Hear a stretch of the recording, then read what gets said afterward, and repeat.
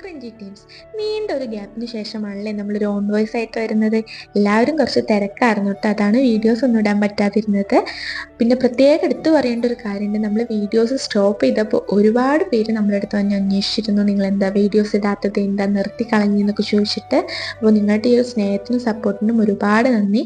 അൽഹംദുലില്ലാ ഇപ്പോൾ നമ്മൾ വീഡിയോ സ്റ്റാർട്ട് ചെയ്തിട്ടുണ്ട്.